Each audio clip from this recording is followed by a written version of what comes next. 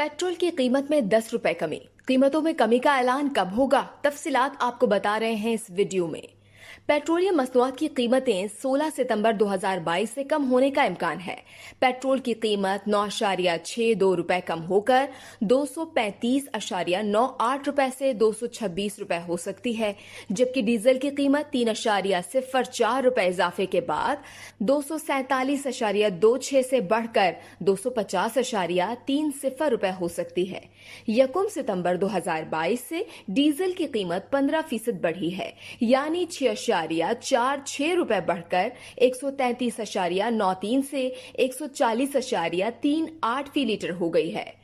Exchange rate में भी इजाफा देखा गया, जो 217.81 से बढ़कर 225.63 रुपए हुआ। हाई स्पीड डीजल पर कस्टम ड्यूटी 18.74 इजाफा हुआ। इस वीडियो से सिर्फ इतना ही। मजीद जानने के लिए सब्सक्राइब कीजिए डेली जंग यूट्यूब चैनल और लाइक कीजिए डेली जंग फेसबुक पेज।